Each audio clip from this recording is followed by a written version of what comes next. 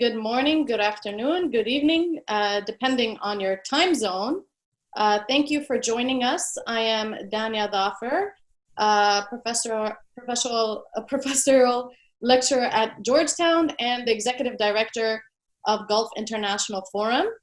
Our event today is actually co-sponsored by Georgetown's Center for Contemporary Arab Studies and Gulf International Forum.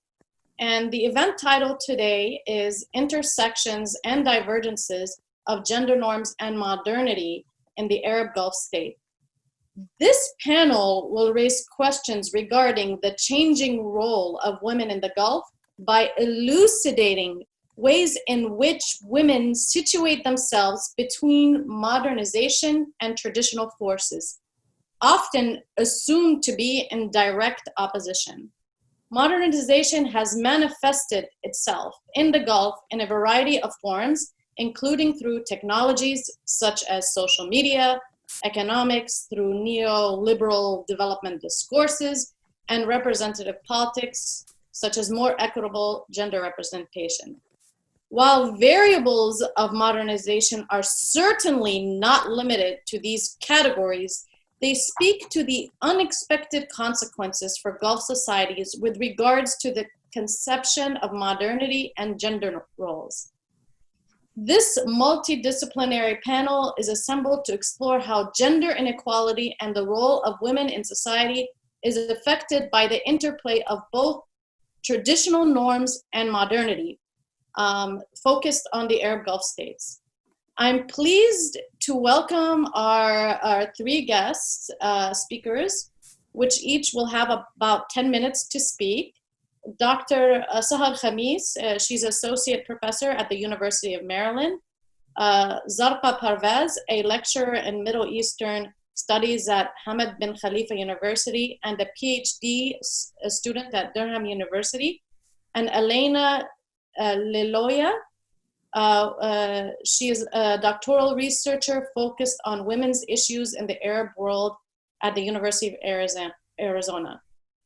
If you have any questions, please pose them early on in the chat so we can sift through them as we listen to the lecture. Our first speaker will be Alainna, who will be discussing Gulf state discourses on women empowerment and how it relates to neoliberal feminism. Alainna? Thank you so much. Thanks so much for having me. I'm thrilled to be here and to be on this stellar panel with these brilliant women. So I'm really excited for the discussion today. As Dania said, I'll be speaking on women's role in Qatar's development.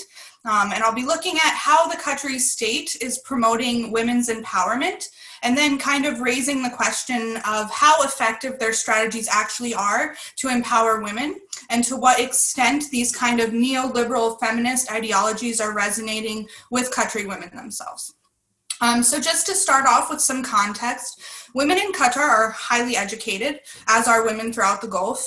They're surpassing men in rates of higher education, enrollment, attainment. So they're going to college, they're graduating from college at higher rates than men.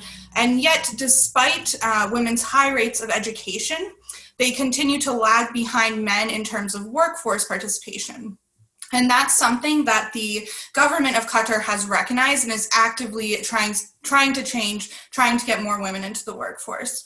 And some of the reasons for this kind of gap are, social stigma associated with women working, the fact that some women or their families are not comfortable with them working in a gender mixed environment, social pressures to work within the home to fulfill domestic responsibilities. And so Qatari rulers are really facing this challenge of balancing conservative cultural and religious norms with global pressures to modernize, to be progressive, to get more women into the public sphere. And so that's something they're actively trying to do through their discourses, their rhetoric, and their policies.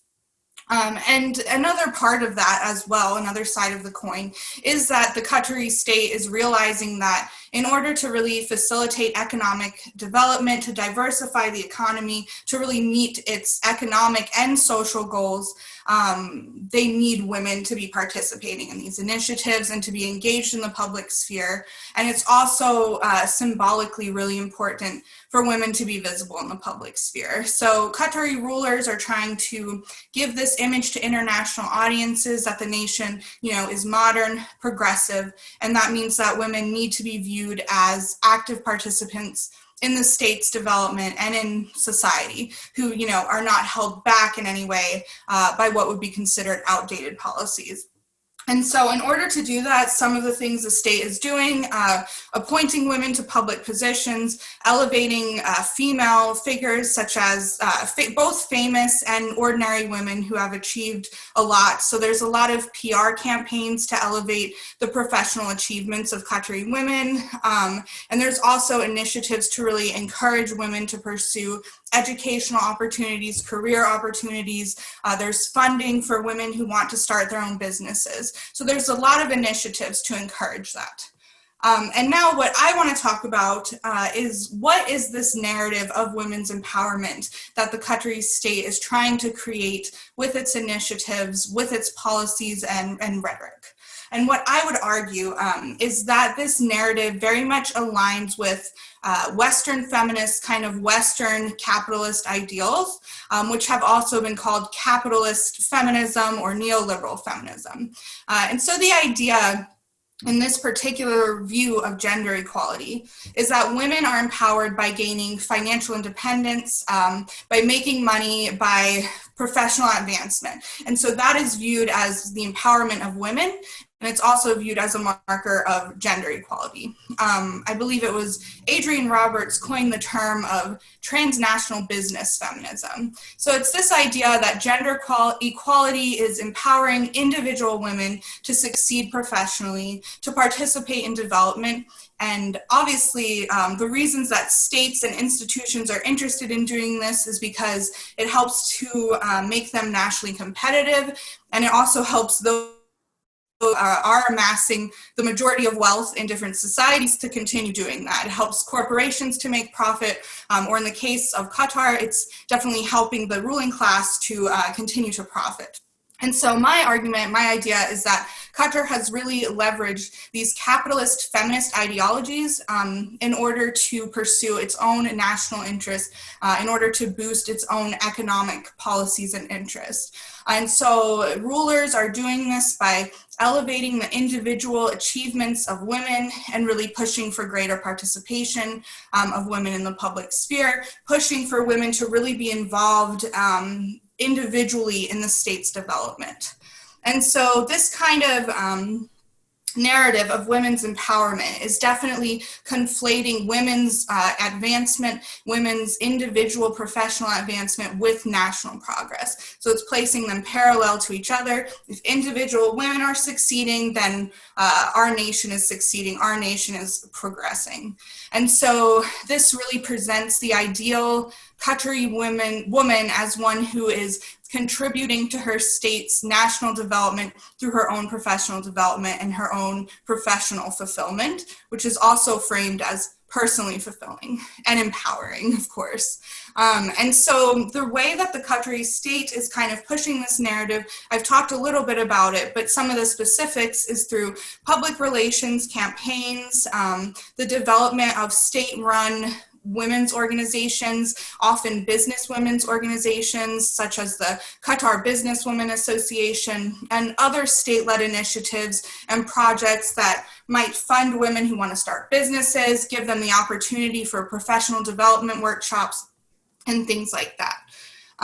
And just to give like a couple specific examples, so the Government Communications Office in Qatar has a print and online magazine called Q Life Magazine, which is intended to showcase the development of the state. And they released a campaign on International Women's Day in 2019 that was called #WeAreTheWomenOfQatar.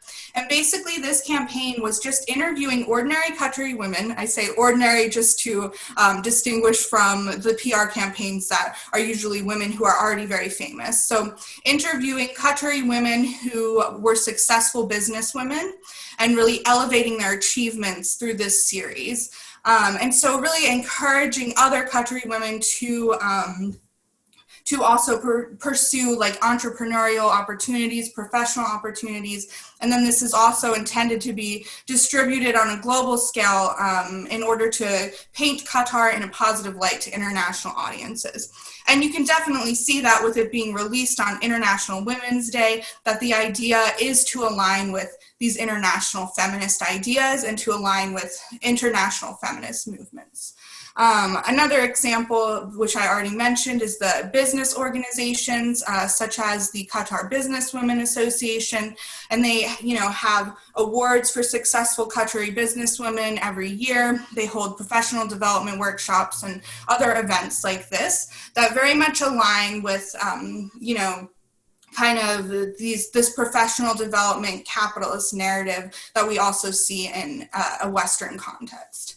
But one thing I think that's important to distinguish, and that makes the Qatari narrative a little bit different, is that it also presents women's empowerment as being very patriotic and nationalistic. So it really merges these kind of neoliberal feminist ideals with patriotism, with nationalist values. And so it's framed as something that women can do for their country. And it's very much framed as kind of a patriotic duty to contribute to the state's development. And so, for example, in the campaign I mentioned, the We Are the Women of Qatar, a lot of the quotes in these interviews with women, they would talk about how they got where they were because of their country and because of the resources they were given in their country. And so that allowed them to succeed. So there's definitely an expression of patriotism to go along with their professional development. And the last thing that I want to talk about briefly is the question of whether or not this rhetoric is really resonating with Qatari women. Are these projects effective? And I don't think there's a simple answer to that question because there's going to be varied responses from different women. But we do see that women are participating in the state's initiatives, are saying some of the same things that the state is saying about professional fulfillment being personally fulfilling. And women are taking advantage of these opportunities to start their own businesses, to pursue careers. But there's also definitely women who do not find these kind of Western feminist ideals appealing. So there's both sides, women who find this very appealing and women who don't. And one, I think, important takeaway from all of this is that for many Qatari women, they are feeling like they have to choose between getting married, having a family, and pursuing a career. So in a lot of the Qatari women that I interviewed, that I've spoken with, talked about this kind of struggle to balance both things. And so you have a lot of women who are delaying marriage, getting married later than it has been in the past. There's, the divorce rate has gone up in the country. And there's also just still a lot of women who are feeling like they have to choose between one or the other. But what I would add to that as well is that I don't think that is a Qatari problem. I don't think that's a problem that's unique to Qatar. I think that it's a problem we constantly see in Western capitalist contexts as well. I mean, we've seen this recently in America with COVID-19, that working mothers are facing a lot of restrictions and are struggling to balance both. And so I think it's also important as we talk about this in the Qatari context to point out that it's also something that we see here, that women feel like they have to choose between one or the other. And so as Qatari women are encouraged to pursue these very capitalist aims, they're really facing this kind of tension. And this model of women's empowerment, of women needing to achieve individual professional success, is very much tied to capitalist ideas and global systems of capitalism that are continuing to benefit the wealthy, but also, preserve these class inequalities. And so I think just my final comment on this, I know I might have gone a little bit over, is that I think in order for Qatari women to feel fully empowered and to feel as if they don't need to continue making a choice between one or the other, there needs to be more women-friendly policies, which, I would say the same here, that there needs to be better maternity leave, better childcare options, and there needs to be support at the societal level for working women. And I think that if changes like these start to take place, then the environment would be created for women to be fully empowered and to join the workforce, which is, what the Qatari state is aiming to do. So thank you very much. Thank you, Alainna, for sharing with us some of the paradoxes of discourses on women empowerment in Qatar, which can be broadly applied actually to some of the challenges across the GCC as well. Our next speaker will be Zarqa, and she will be discussing the binaries of modernity and tradition in relation to nationalism and national identity for women in the Gulf. Thank you, Dr. Dania, for this amazing panel, and thank you for inviting us. And also thank you to colleagues and friends who are joining us today.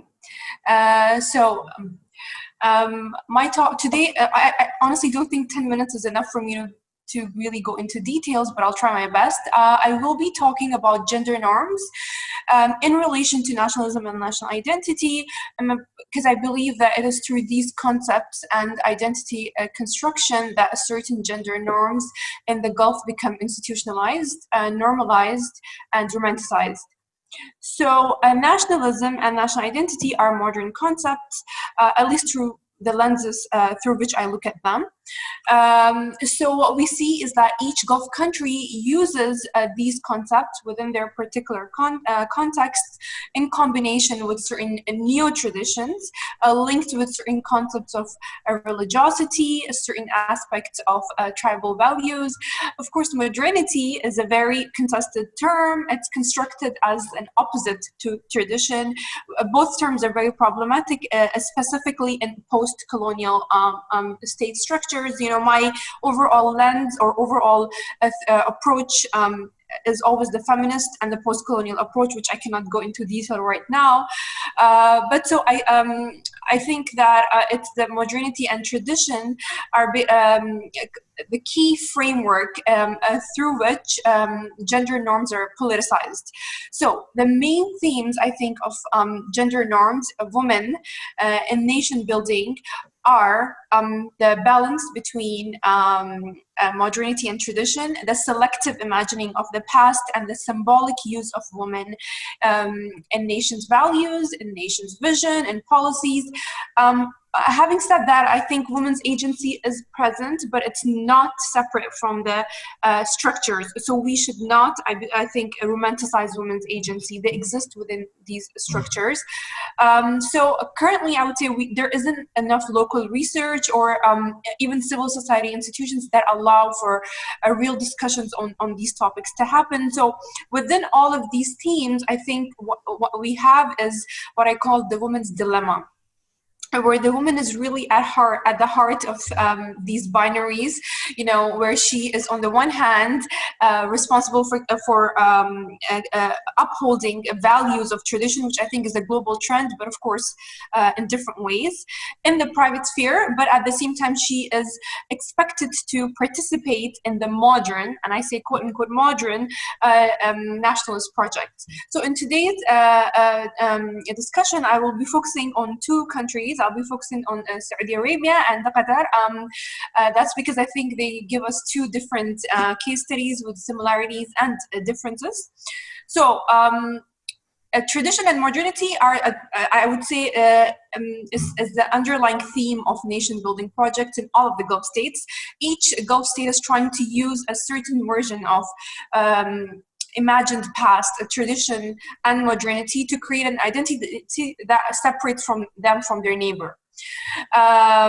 So Qatar, for example, focuses on traditional modern linguistically a lot. So in the national vision, you would find a lot of explicit references to these two concepts, and it's very important to pay attention to these visions because they kind of create discourses that normalize or institutionalize gender norms.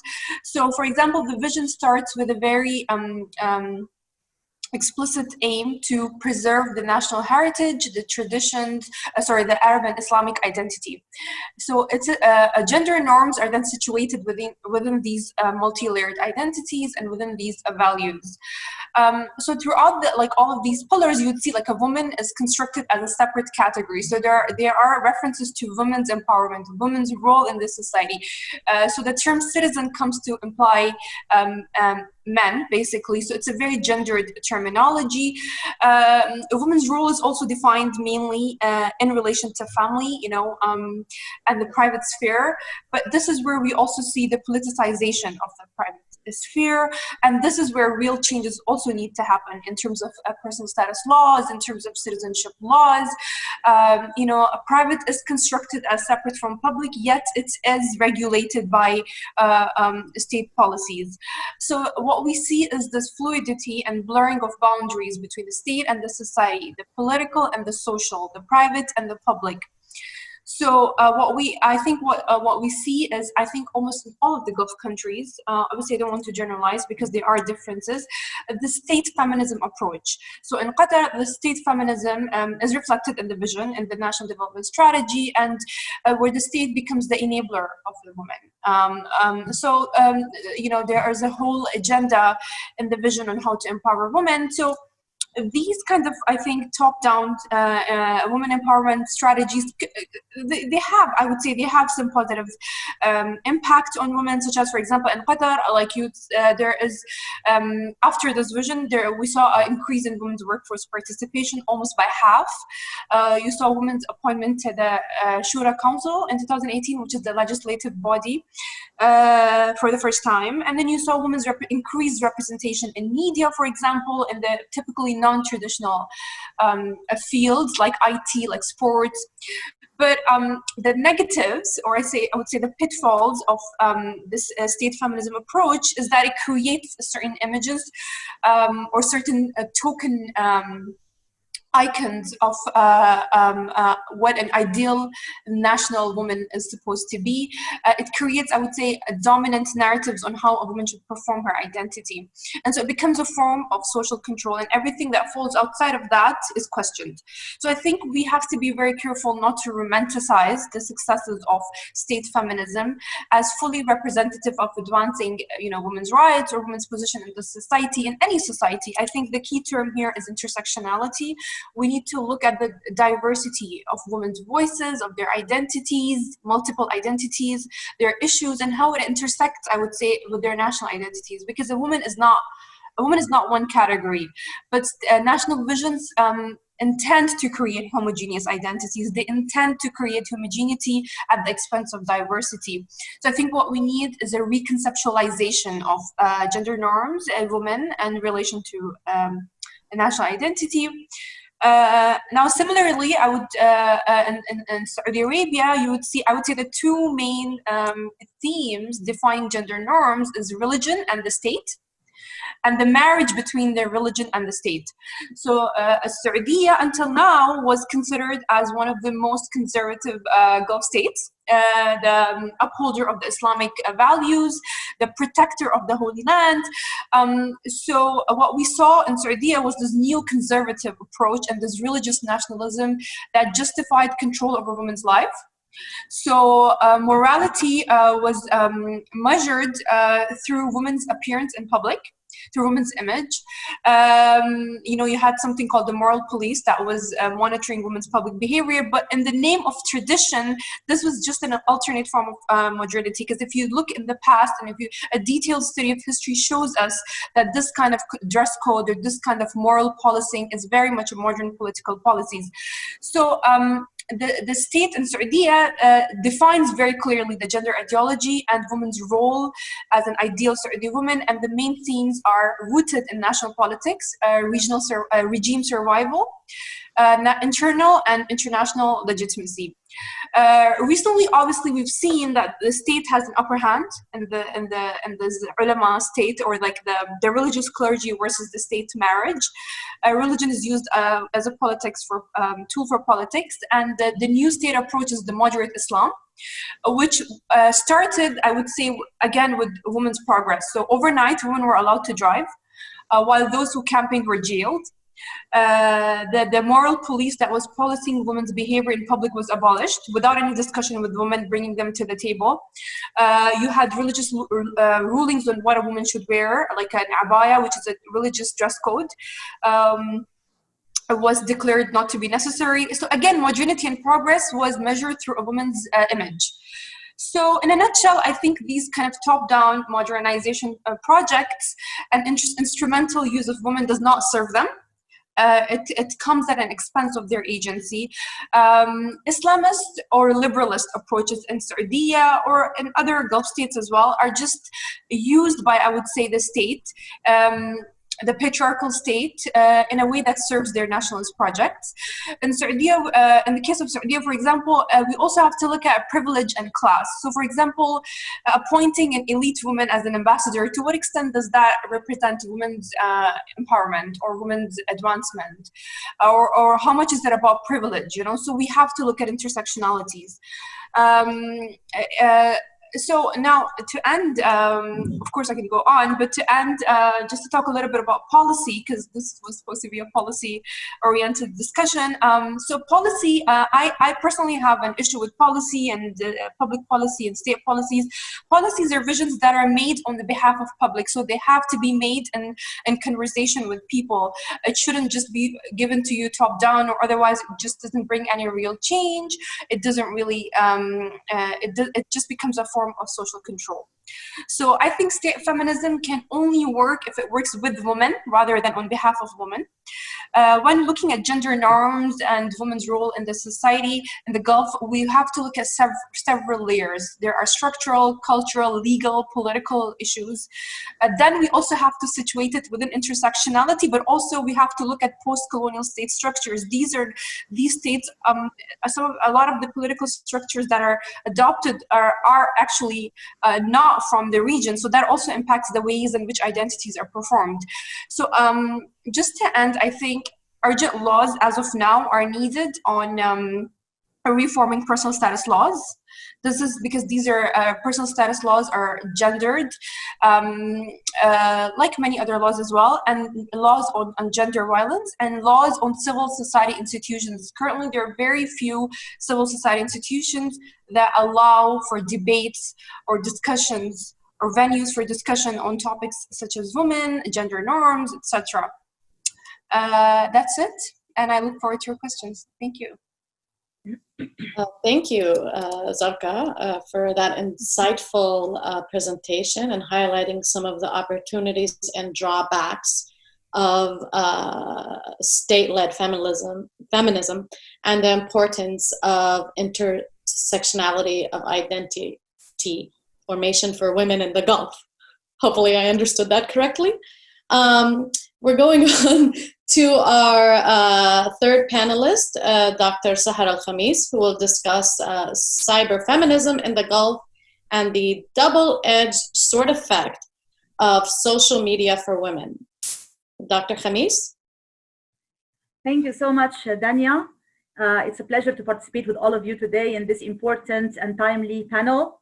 I want to thank the Gulf International Forum and Center for Contemporary Arab Studies at Georgetown University for hosting us today.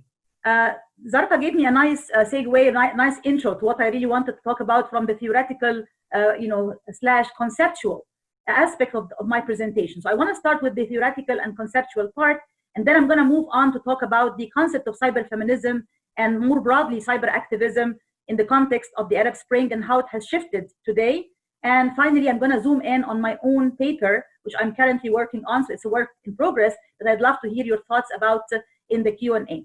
So the conceptual and the theoretical, I think it's very important that we don't treat terms like quote unquote gender norms and slash modernity as mutually exclusive, or to see them as black and white, either or. Indeed, there are intersections, there are overlaps, there are divergences. Most importantly, we have to think about them as being more diffused, as crossing over and overlapping with each other, sometimes clashing and sometimes matching, but in every case, they're dynamic. They're never static, they're never set in stone or curved in stone. They're always dynamic and they're always moving and shifting. And it's very important to study the multiple complex identities of Arab women through this lens of complexity and dynamism, rather than try to just impose some ethnocentric, top-down, quote unquote Western perspective that simply tries to measure the progress of Arab women or to try to understand their own identities compared against one set standard of quote unquote feminism, which is oftentimes ethnocentric, Eurocentric, and Western centered, right? So we have to talk about multiple feminisms with a plural S, multiple identities, multiple struggles, right? Shifting identities and shifting struggles, if we are to truly understand and unpack the complexity of Arab women's identities and their shifting roles. In doing so, we have to acknowledge their own voices, listen to their own stories in their own voices, which is what I'm trying to do in my own research, always try to interview women, give them space and give them time and give them an opportunity to speak for themselves rather than having others speak for them or try to represent them. Give them the platform and give them the possibility and opportunity to try to do that. And by doing so, we can better understand their shifting identities, their lived realities, and their multiple voices as told with their own voices. Let me just give you a couple of quick examples to illustrate what I mean by all of that. I had a friend who wanted to edit a volume, and she wanted to give it the name From Veiling to Blogging. And I said, don't do that, for a simple reason, because I know a lot of women bloggers who happen to be quote unquote, veiled women or wearing the veil. In fact, during the Arab Spring uprisings, we have seen a good number of young bloggers in the region who were women wearing the hijab. They were hijabi veiled women. So when you use terms like from veiling to blogging, you're actually giving us the false dichotomy that you can be either or, right? You can either be a blogger, you're using social media and new media, or you are quote unquote, a veiled hijabi woman, which implies some form of traditionalism. So I said to her, try not to use this kind of dichotomy. This is one example. Another example, when you talk about, Islamic values and slash feminism, and people think, oh, you can only be a Muslim woman or you can be a feminist. But how can you possibly create a marriage or some kind of, intersection or overlap between these two categories? I say, very simply put, I see myself as a Muslim woman feminist. I do not see any kind of contradiction between my Islamic values and my understanding of the concept of feminism, right? So we have to revisit all of these terms and think about all of these intersections and overlaps. And that's a very important thing leading into what we have to discuss today. So the next point is about cyberfeminism, which is really the sister term for the broader concept of cyber activism. So it is no secret that when the Arab Spring movements erupted in the Arab world in 2011, the whole world was looking, right? It was really paying attention to the Arab world, and I should say to the role of women in the Arab world as well. In the front lines of resistance, they were not playing, like side roles as just nurturing and helping men and, being nurses or helping. They were at the front lines of resistance. They were actually facing threats and facing bullets, the possibility of being killed or arrested or harassed. And some of them were killed, arrested or harassed in the midst of these movements. And they used social media very actively and very profoundly, which created the concept of cyberfeminism. So cyberfeminism means women taking on social media and digital media platforms in order to amplify their own voices and to explain their own identities to the rest of the world. In fact, when I did research on this topic, young women in the region always talk about social media as quote unquote a window to see the rest of the world while being seen by the rest of the world simultaneously. So especially if you talk about more conservative traditional societies, that is really a unique opportunity, because otherwise women might be barred or prevented from accessing some certain public spheres, right? Not to mention an international global sphere of communication and interaction with the rest of the world. Social media gave them these unique opportunities and enabled them to make their voices heard and their identities much, much more represented in a much more profound and much more effective and widespread way as well. Having said all of that, of course, just like everything else in life, right? It does have its pros and cons, and there are also limitations to social media. So when the Arab Spring movement started, a lot of the regimes were behind the activists. They did not see this wave coming at them. They were at a disadvantage. They were not prepared. Some of them panicked. Some of them did not have the technological savviness or the skills or the know-how to be able to meet this kind of wave that mostly came from young activists in the region, including young women. And a lot of regimes were, shutting down the internet completely for a whole week, as we saw in the case of Egypt, for example, and, just panicking and not knowing what to do. Fast forward to the year 2020, we are seeing a completely different pattern. We are seeing a surge in quote-unquote digital authoritarianism. We are seeing many of these regimes upping their game, broadening their skills, creating a much better learning curve, being able to master a lot of these technologies, a lot of these social media tools. What does that mean for women's activism? It means a threat. It means that we do actually see crackdowns on women activists in the region, including the Gulf region. I'm going to give some examples from the regimes in power, because they don't simply like this kind of pushing back from certain segments of society, including women's activism, whether in the political sphere or in the social sphere, right? So we are seeing now a phenomenon. That's why I called my presentation the double-edged sword effect of social media. We cannot just think about it as broadly giving women this wonderful window, which it is, but that's one side of the story. The second side of the story is the fact it's also giving tools in the hands of authoritarian regimes to crack down on women's activism and to curb their own activism in the political and the social spheres.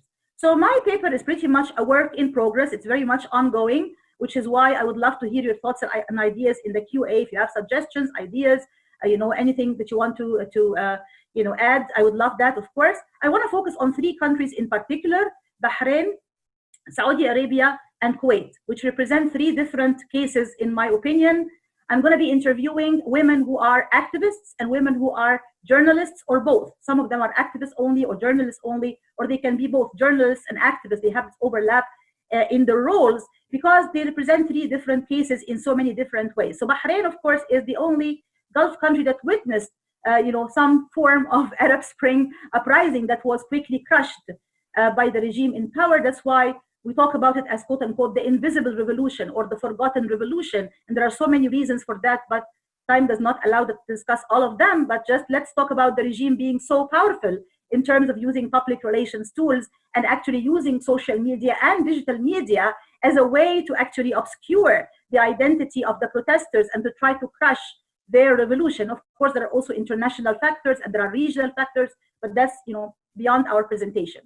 In Bahrain, women have been very effective and very active in the political movement, many of them paying high price for that and actually ending up in jail and being tortured, as in the case of the France 24 correspondent Naziha Saeed, whom I'm going to be interviewing actually tomorrow to ask her about her own work and about her own experience, being a quote unquote a journalist and an activist and being jailed and tortured and going through this kind of ordeal. We had the young woman Ayat al-Gumaizi, who marveled the whole world, not just the region, by being a 20-year-old woman standing up in the middle of the square in Manama, the capital of Bahrain, and just saying a poem that's very strong and very critical to the regime, for which of course she was arrested, but she was considered also a role model for many young men and young women, and also young men. This is very important, looking up to her and saying, oh my God, isn't she so brave? Isn't she so courageous? That is just phenomenal, right? And there are so many examples. So I want to look at it from the prism of political activism and a political revolution and how women have been very active in that regard, but also how the regime has been upping its game and using its own tools to curb or to crush this kind of activism. And then we have the case of Saudi Arabia, where women have been engaging in a very strong way lately, especially lately, in terms of quote unquote social movement or social activism, right? We had Manal al-Sharif, the Women to Drive campaign. We all know what happened. She was arrested afterwards, and there are other women activists who went out and started driving their cars, and they got arrested for that also as well.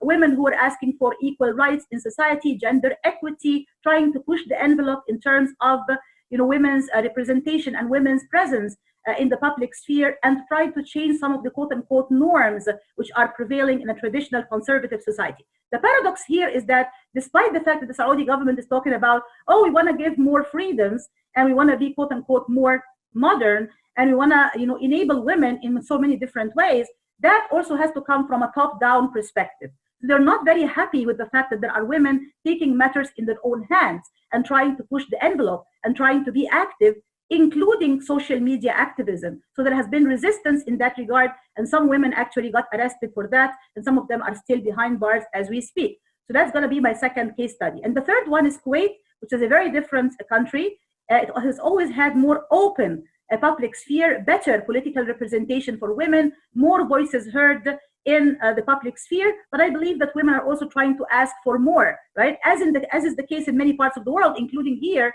in the United States, where women are still calling for equal pay, right? Women still get paid 70 cents to the dollar, which is unfair, even if they have the same qualifications and the same skills as their male counterparts. So there is still an ongoing feminist struggle. In the case of Kuwait, I believe women have a lot of the rights have already been earned, but they actually ask for more in terms of a cultural movement that tries to broaden women's participation in the public sphere and to increase their visibility. So we have a political movement in Bahrain, we have a social movement in Saudi Arabia, we have a cultural movement in Kuwait. And again, just like we said at the very beginning, let's not forget that these are dynamic terms. There are also crossovers and there are also overlaps. It's not a matter of either or, because you can have more than one of these at the same time. In fact, my last co-edited book was about Arab women's activism and socio-political transformation, unfinished gendered revolutions. So you see the term socio-political transformation. It might not necessarily be either or, but it can very well be both at the same time. And finally, let me close by saying that one very important point that we have seen is a trickle-down effect of activism and feminism. In other words, we are moving away from tokenism, basically the first woman syndrome, or in the case of the Gulf, the first family syndrome, right? We are now seeing a much broader grassroots type of participation and activism, including women's participation and activism that we did not see in the past, right? So we're trying to see a shift now, and I think that started to be more visible with the Arab Spring movements for sure. And moving forward to the year 2020 now, I think that there's more of a trickle-down effect, moving away from the tokenism, from the top-down first lady or first family syndrome, to a much broader grassroots across the board type of activism and feminism. And I'm also trying to look at three very important aspects in interviewing these women in these three Gulf countries. The aspect of education, the aspect of documentation, and the aspect of mobilization. So basically, how are women trying to educate their own societies about these issues, the issues of women's rights and gender equity and gender balance? This is a very important educational aspect. How are they approaching that differently in Bahrain, Saudi Arabia, and Kuwait? How are they trying to document their own struggles and their own difficulties and their own, shifting identities and struggles? How are they trying to use social media for this purpose of documentation? And finally, the element of mobilization. How are they trying to create grassroots movements and to create some form of social and political activism and mobilization, both on the ground and online? So online and offline, on social media and in the public sphere in the real world. I'm going to try to investigate these three aspects. And of course, in closing, let's not forget that the Gulf region has a lot of similarities with the rest of the Arab world, but also has a lot of unique differences. The similarities, of course, there are still patriarchal culture in the Arab world as a whole. The Gulf region is no exception. There are still stagnant traditions which are passed on from one generation to the next, which curb and cripple, in some cases, women's activism and silence their voices and limit their participation in the public sphere in so many different ways. But there are also at the same time certain differences that are unique to the Gulf region, like a higher level of education among women, a higher level of ability to participate also in the public sphere in some countries, in the case of Kuwait. And also there is the case of the technological savviness. You have a young generation, 90% of population in the Gulf region are young people, including young women. Many of them are very technologically savvy and capable of using social media in very refined and very effective ways, which means, again, in closing, that we do have this double-edged sword effect very visible over there. Yes, you have this young generation, which is capable of using technology and social media very effectively to make their voices heard and to try to advocate for their own causes and to resist suppression in all different forms. But you also have regimes which are very highly effective in terms of being economically affluent, technologically savvy, and able to crush down their opponents and to crack down on them in very effective ways. So I'm very interested in investigating all of these different points and all of these different aspects in my research, and I would love to hear your thoughts and ideas. Thank you so much. Thank you, Dr. Khamis, for this very comprehensive, insightful, and multi-layered presentation discussing the double-edged sword effect of social media and the dilemmas associated with it for women's rights and empowerment in the Gulf and perhaps the broader Arab region. So now we are going to go ahead and move along to the Q&A session. We have a question, and the question is, and I'm reading it, it was posed by Sarah or Sarah, depending on where she's living. Sorry, it moved. Do these modern achievements, such as higher education, careers, make it more difficult for women in the GCC to get married? How are conventions around courtship, matchmaking, marriage changing as women gain more economic independence? So I think that part of what you're asking, like, does it make it more difficult for women to get married? I would maybe reframe that in terms of women might have more of a choice of whether or not they want to get married. So financial independence, like for a lot of women that I've spoken to, it becomes like this extra net of having your own financial independence. It becomes a way to, you know, not rely as much on the family for your finances. And because of that, to maybe have more of a say in the choices you make in terms of marriage. And so I would say that a lot of women in the Gulf pursue financial independence, you know, as a means to become more independent themselves, to make their own decisions.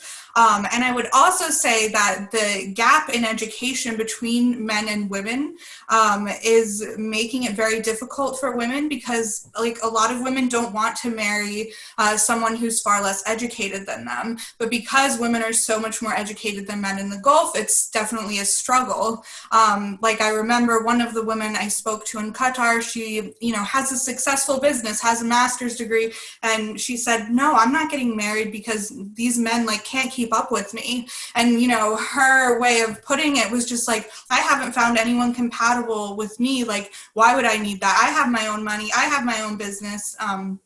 But of course, with her, she also had a family who was supportive of her doing that. So I'm not saying that that doesn't play a role anymore, but I do think that having economic independence and being able to provide for yourself and kind of find that independence outside of the home for many women, it does change the way that they start thinking about marriage, and makes them think about, is this good for me? Is this person compatible for me? Rather than just kind of, this is an expectation and something that I have to do. Yeah, can I add to that? I can want to maybe answer that question differently. It was Sarah who asked that question. Sarah, you asked a very subjective question. So I don't know, probably you would have an answer to this as well.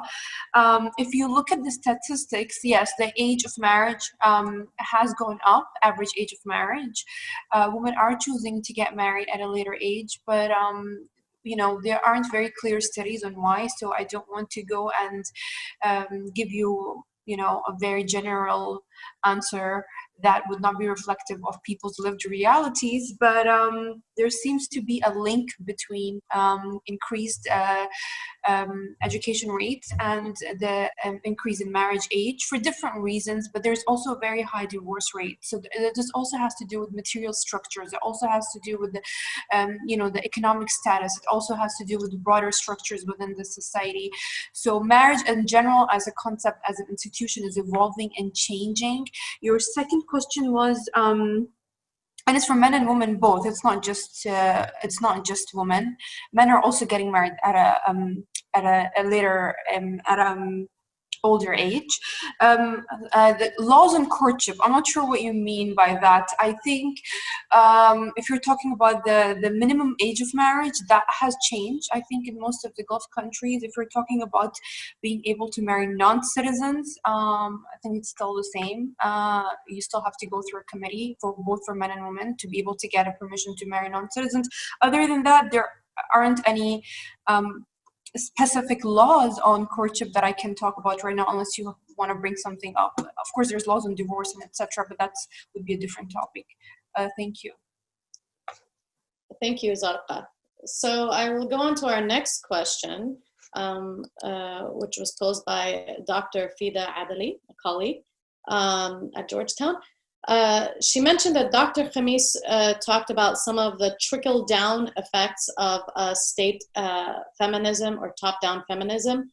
And her question is, targeting all the panelists, is what are the limits of state feminism? And to what degree can women's rights be achieved in repressive political systems? Thank you. I can address the question since it was directed at me. I think that it's very important that we reconsider our understanding of a lot of these terms and a lot of these concepts. Like when we talk about, for example, tokenism, what does that mean? When we talk about things like the First Lady syndrome, what does that mean? A lot of these cases meant that in many cases, the First Lady or the woman who is really more visible, most visible in the media is the one who sets the agenda. We have a concept in communication called agenda setting. Who sets the agenda for who? Who makes the headlines, right? Who is the one who is more outspoken? Is that necessarily a bad thing to have this kind of tokenism? In a way, it's good and bad. And I explain how it's good and I explain how it's bad. It's a good in a sense that some of these women have championed cases of women's equity or gender equity, or tried to really advocate for women's rights in certain ways. We have the case of Suzanne Mubarak in Egypt, when she talked about a number of women's issues and tried to create the council for women's issues and women's equity in Egypt.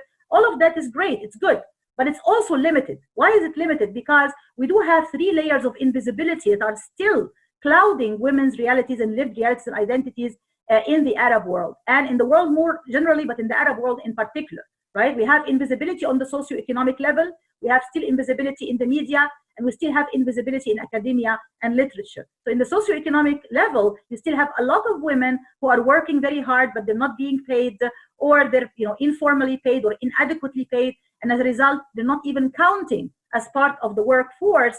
Of course, Dania, you are a political economist, so you know that very well, that we have women who are invisible in the socioeconomic sphere because their labor is undocumented, it's informal, they're not being paid or they're paid very little, and they think of themselves as quote-unquote not working women. So these women's voices are absent, they're not represented in this kind of quote-unquote state feminism or state architecture feminism.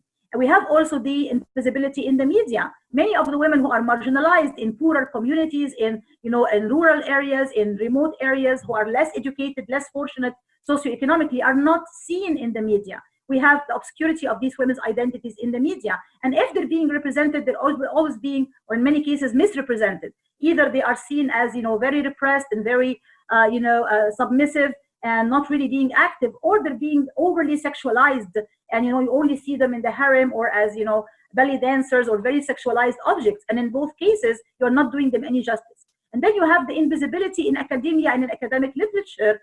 Only lately, we've started to see, departments of women's studies and gender studies and to see more representation of women, but there's definitely a long, long way to go in terms of trying to give women more visibility in the academic literature and in academia in general. So what does that mean? It means that when you have this kind of top-down, state feminism, it can create some limited effects or some positive change, but on a very, very limited and small scale in order to try to trickle down and reach the broader grassroots level of society. You need to engage these marginalized women who are oftentimes obscured and invisible for all the reasons we mentioned, right? And that is something that state feminism did not really succeed to do, and it's not really effective in doing, because you need to have grassroots activism from the bottom up, not from the top down, which is one of the main advantages, in my opinion, from the Arab Spring movements, that we have seen this trickle-down effect increasing. Is that sufficient? Is that enough?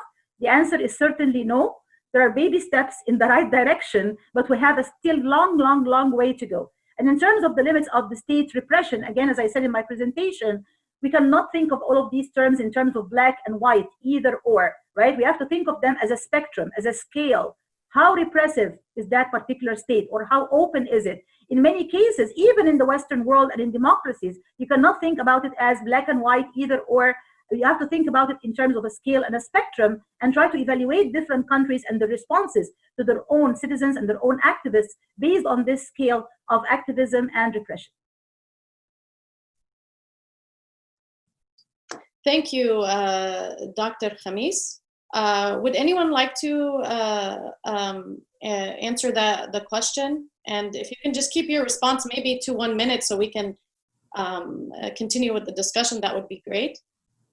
I think state feminism, the way I see it, I think it has positives and negatives. The positives that the state can initiate some changes. You know, obviously, if you in the Gulf societies, it could be conservative. I'm not going to say they're all conservative. There are different forms or different levels of conservativeness, but I think top-down measures can help. But my biggest take or biggest issue with state feminism is that it makes enemies out of women. So if you follow that, you know, this path of state of empowerment, first of all, I don't like the word empowerment because it shifts the focus away from women's agency and, you know, focuses on state as the enabler or the giver of power to women.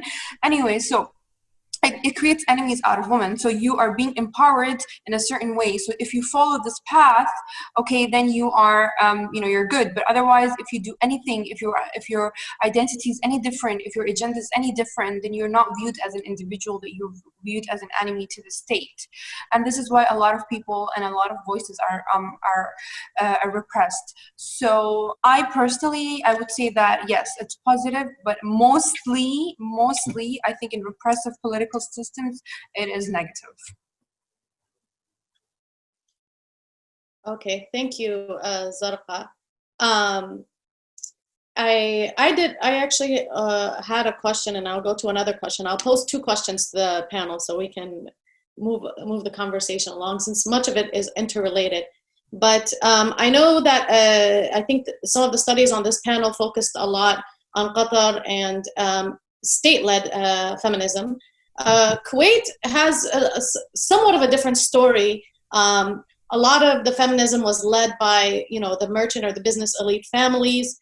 And so there's this dichotomy between like the merchant elitist groups and feminism, and then I wouldn't say lower class, but let's say the average Kuwaiti woman. And I think that there's a lot of tension between the 2 classes because it was led by an elite class and not necessarily the state. And so how would you balance like the different classes and opportunities they have to shape what will be the rights of women? How do you give agency to the other classes? I think that's an important question when you look at the Gulf, because not all of the Gulf states kind of formulated their institutions in the same path dependency. And then the other question is that Dr. Alainna mentioned that the relation between patriotism and the patriotic duty for progress, but wouldn't patriotism sometimes become a barrier for progress, as some people will try to uphold tradition rather than comply with modernity?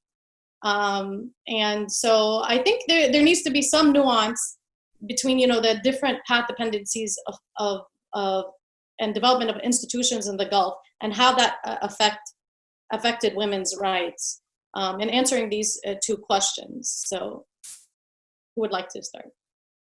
You can go first. No, go ahead. Okay. I'll wait for you. Okay. Yeah, in response to this question about the relationship between patriotism and the patriotic duty for progress, wouldn't patriotism sometimes become a barrier for progress? I would say yes, absolutely, because you do see that the state is really privileging the voices of those who are willing to parrot, you know, the narrative of the state. And so there's kind of this centralizing of the state message where the women who are elevated, the women who are appointed to public positions, and even just the women who are featured in articles, you know, as I talked about in these different magazines, and who the state is really willing to actually elevate their voices, tend to be those who are willing to comply with the narrative of the state. And so as a result of that, you have the silencing of other voices and the silencing of those who, want to resist that state narrative to a certain extent, who have different ideas about what progress and modernity should look like. And you mostly have those being elevated are those who agree with the state's understanding of modernity, with the state's view of the importance of tradition. And I would definitely say that modernity and tradition don't have to, they can exist together. You can preserve important traditions and values, and a lot of, I think people in the Gulf, there's traditions that are very important to them. There's language and style of dress and even just like food and things that they want to preserve and maintain. But there's also a desire for, development and modernization and for women's roles to be allowed to change. And so that's kind of how I would answer that question. And I would also just add kind of with the topic of what we've been talking about is that the most marginalized in Gulf societies are definitely silenced in this narrative, right? So you have oftentimes upper class women who are already very privileged economically, financially, and socially are the ones whose voices are elevated, whereas, women who are of a more marginalized status or are stateless or, domestic workers, often from South Asia and from other countries throughout the Gulf, who are in underprivileged economic classes, their voices are not, allowed to be heard by the state.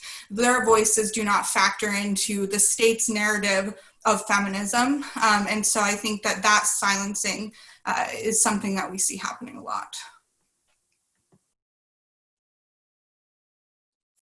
Zarqa, did you want to go ahead? Yeah, so I wanted to ask your question, Dr. Dania. You asked a very important question. You asked a question about class. So I mentioned in the beginning, there isn't enough research, localized research on the issue of women, on most issues actually, it's an understudied region, but more so when it comes to women. And there's a general perception is the Gulf societies are classless societies, but that is very far from the truth. These are not classless societies. I think part of the national identity construction and reconstruction demands this performance of homogeneity, which also demands this performance of elitism, So a lot of the times first of all, women's representation is lacking, is never complete in the Gulf. And those women who do make it to political spheres or political institutions are privileged women. Privileged either by their economic background or by their family affiliations or their tribal affiliations. They're all privileged women. That's one level of it. So what happens is, there's several layers to it. There is no, I would say, a real dialogue between citizens themselves. So, I would say people are also very much disconnected within the multiple realities that are going on in the societies. That is one aspect of it. But the other aspect is that there is this idea of performity. So everybody wants to appear in a certain way. So I think I would say there's also stigma attached to openly speaking about issues relating to the class and different types of issues that women face. And so I think that, going back to, I think I'm going on. So I think that there's two levels. There's a lack of debate between women themselves. And I think the state purposefully chooses certain elite women that serves, I would say, the nationalist agendas to represent certain issues, certain women's issues. Thank you, Zarqa.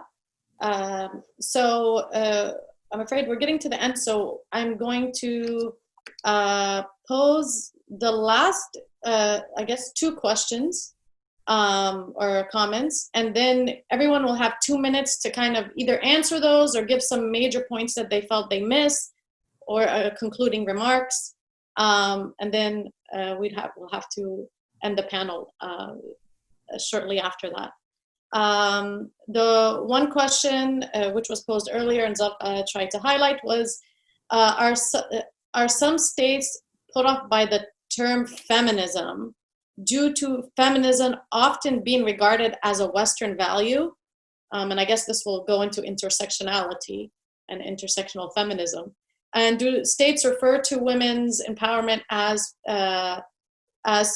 feminism, or I guess feminist? If not, what is the discourses used to promote women's advancement in society? And then another one is to gain equality and freedom for women in the Gulf should be our chief goal to be addressed. We should address Islamic theology, which obviously influences policy. Unless we show that advancement for women are totally compatible with Islam, I doubt we will see true progress. Sorry for this individual's pessimism. That's what they said. I didn't say that, actually. Okay, so those are the last two questions, comments. If you want to address them, please do. Each panelist will have 2 minutes. We'll start with Sahar. Sahar? Okay, thank you so much. It's a very important question, the one on discourses. I love this one because the words really do matter, right? So thank you, Zarqa, when you mentioned the distinction between empowerment and agency. I love this point, and I'm gonna quote it in my article that I'm working on right now, actually. The fact that agency implies this kind of really the bottom-up grassroots movement coming from women themselves, right? They have agency, they have visibility, trying to increase their own advocacy and speak for themselves. And empowerment oftentimes is pretty much seen as the state orchestrated or architectured form of trying to enable, right, or to empower women. So that's an important distinction. Likewise, when we talk about terms like feminism, right, sometimes it's treated as, excuse me, between brackets or quotations, like a dirty word. Like when you talk about propaganda is a dirty word, right? Sometimes feminism is understood like that as well. I'll just give you one quick example. I was giving, a talk in a local mosque, and I chose the theme of Islamic feminism, and 2 women showed up. I told the organizer of the event, what's wrong? She said, oh, maybe the topic or the title that you have chosen has, kind of really put off some people or kind of discouraged them from attending. And I was like, really? Like, I speak about Islamic feminism and I don't have a problem with that. So obviously there is still a misunderstanding of even terms and concepts like feminism. What does it really mean? I talked before in my presentation about trying to reconcile, right, some of these terms. You can indeed be a Muslim woman and a feminist at the same time. You don't have to, borrow a one-size-fits-all form of Western-centered or ethnocentric or Eurocentric type of feminism. You can craft and create and design your own type of feminism that fits your own values and your own beliefs. That's touching on the question about, Islamic theology or Islamic values. We need to reinterpret and to re-understand what these religious texts mean. I don't think that religion is an impediment or an obstacle for women's agency or women's, advancement. I think the misunderstanding and misinterpretation of religion and religious texts is indeed the problem. So we need to be able to enable, and women need to enable themselves to be able to re-understand their own religions with a plural S, because it's not just an issue about Islamic theology, it's in all different religions, to understand the religious text in a much better way and a much nuanced way in order to enable themselves within their own faith traditions rather than outside of them. And very finally, in closing, I want to talk about the 3 struggles. We talked about the political and the social. There is one blind hole, something that people do not talk about a lot, which is very important, the legal aspect, right? So women in Kuwait have been able to get much better political representation. Tunisia has much better political representation. Unfortunately, that is not the case in the rest of the Arab world, and we still have laws that discriminate against women, laws which are against gender equity and impede women's progress and women's development in so many negative and detrimental ways. We have to also address the legal struggle and what that means for women's empowerment. And that's something that myself and my co-editor in the book Arab Women's Activism and Sociopolitical Transformation, Unfinished Gender Revolutions, try to look at the 3 struggles of the political and the social and the legal at the same time, which is very important. Thank you. Thank you, Dr. Khamis. Now we'll go ahead with the Zarqa. So the question about feminism, yes, so speaking very frankly and very honestly on people's perceptions on what feminism really implies, is mostly a negative, and that's for many different reasons. First of all, the feminism that they're used to hearing about is the one that they cannot relate to. And so yes, intersectionality is the key word. Feminism in itself is such a huge term. I don't like to use a general term because there's different types of feminisms. You know, there's the liberal, there's the communist, socialist feminism, there's the Islamic feminism. But the term, I would say the dominant image that the people are used to in the Gulf is of seeing images of women or ideas that it does not fit in with their contextual realities. And even within women themselves, they sometimes find like the general conception of feminism, right, is something that they cannot relate to. But intersectional feminism is something that they are now relating to more and more.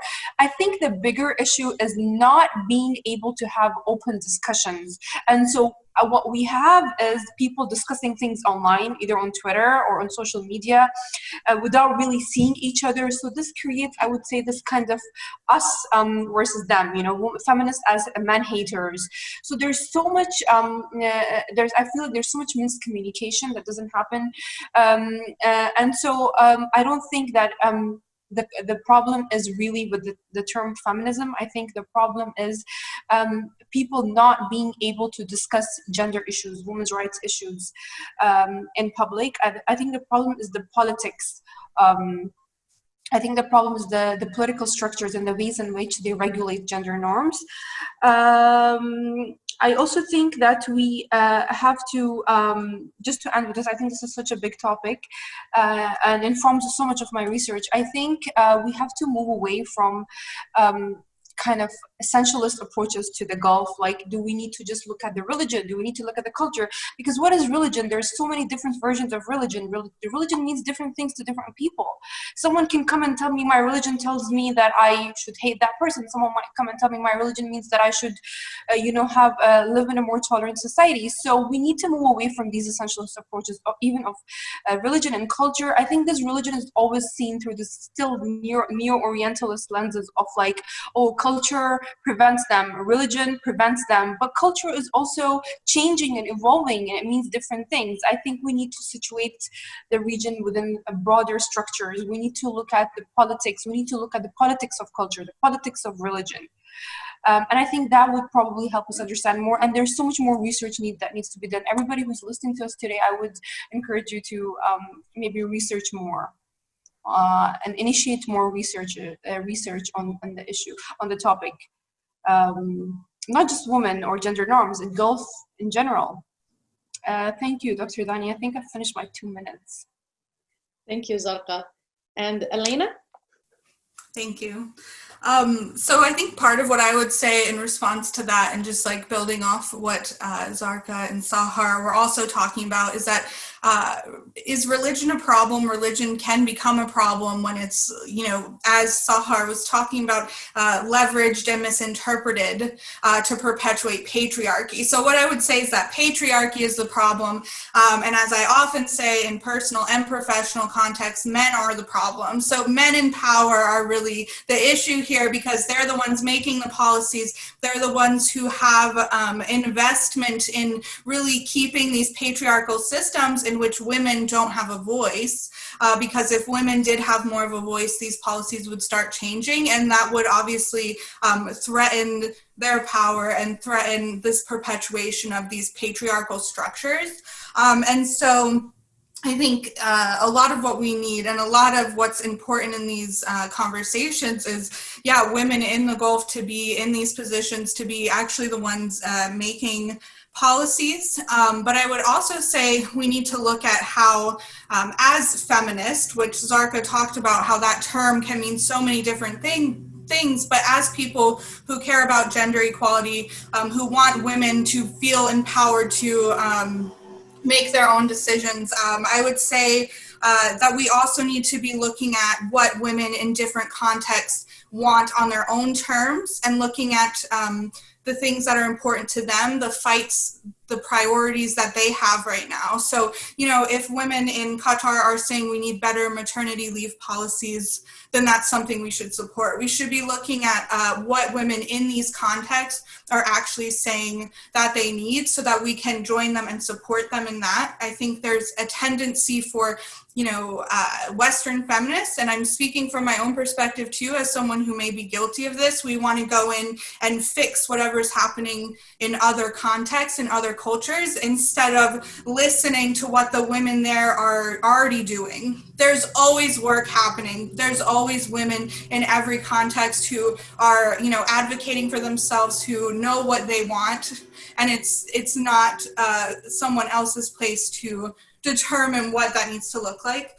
And then briefly, the last thing I would say is that we also need to look at how not just culture or religion might be used to perpetuate patriarchy, but also looking at how global systems like, you know, global systems of capitalism and imperialism, these Western corporations who are trying to profit off of the Gulf in different ways, how are these also perpetuating forms of inequalities, class inequalities?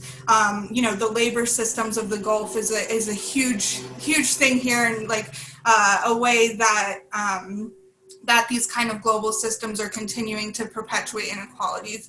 And so I would just add that I think it's also important to step back and not just blame culture or religion, but to look at how these global systems and how the West is also implicated in these inequalities, and in gender inequality as well. So thank you very much. Thank you, Alainna, Dr. Khamis, Zarqa, for this very insightful and eye-opening discussion on the paradoxes of gender norms and modernity in the Gulf states.